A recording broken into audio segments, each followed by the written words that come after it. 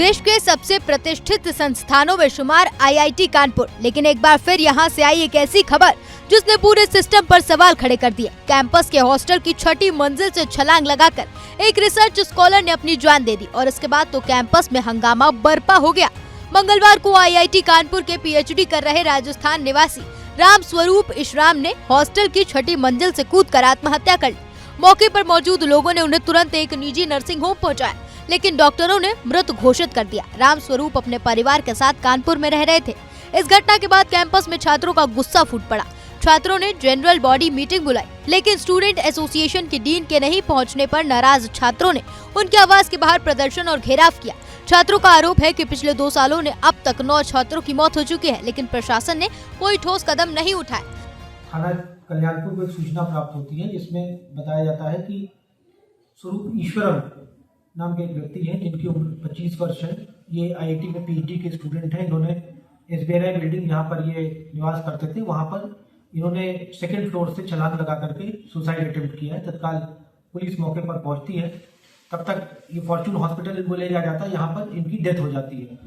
जो prima facie evidences हैं, forensic team से उसने एविडेंसेस कलेक्ट किए हैं। जो इनिशियल इन्वेस्टिगेशन है उससे ही पता चला है कि ये डिप्रेशन के की प्रॉब्लम थी और कई बार इनकी काउंसलिंग भी हो चुकी थी। और जो अभी जो इनकी वाइफ और जो इनकी बेटी है उससे भी पुलिस पूछताछ कर रही है। इनके रिलेटिव्स को इन्फॉर्म कर दिया है। बॉडी मॉर्चरी में भिजवाई गई है, जैसे पोस्टमार्टम की कार्रवाई करके अग्रिम विधिक कार्रवाई की जाएगी। बताया जा रहा है कि राम स्वरूप डिप्रेशन से जूझ रहे थे और उनकी काउंसलिंग चल रही थी। बावजूद इसके उनकी मौत ने संस्थान की मानसिक स्वास्थ्य व्यवस्थाओं पर गंभीर सवाल खड़े कर दिए।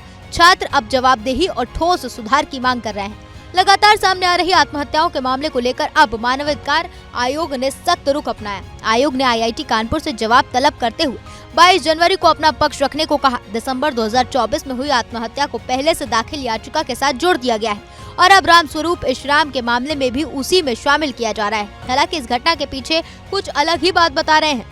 अराउंड अगस्त 2023 में वो ज्वाइन करने के बाद उसने पहली बार इंस्टीट्यूट काउंसलिंग सर्विस, जो कि आप centre for mental health and wellbeing के नाम से जाना जाता है, उसमें रिपोर्ट किया था। एंड डॉक्टर जो साइकेट्रिक डॉक्टर हैं उनको बाइपोलर डिसऑर्डर का बीमारी डायग्नोसिस हुआ था। वो रेगुलर विजिटर थे इंस्टीट्यूट काउंसलिंग सर्विस में। पिछले दिन मतलब 19 जनवरी को भी वो काउंसलिंग सर्विस आए थे। तब जो रिस्क एनालिसिस किया गया था तो काउंसलर को लगा था कि ऐसे रिस्क है नहीं, तो इसीलिए काउंसलर ने दूसरे दिन मतलब 20 जनवरी को उनको साइकेट्रिक डॉक्टर के साथ कंसल्ट करने के लिए बोला गया था। लेकिन उसी दिन सुबह ये घटना घट गई जो कि बहुत दुखित है। लेकिन सवाल ये है कि आईआईटी कानपुर में बार बार हो रही आत्महत्याएं अब सिर्फ घटनाएं नहीं रही, ये एक चेतावनी बन चुकी है। मानवाधिकार आयोग सख्त है, छात्र सड़कों पर हैं और आईआईटी प्रशासन कटघरे में। बड़ा सवाल यही है, क्या इस बार सिस्टम बदलेगा या एक और जान फाइल में सिमट कर रह जाएगी।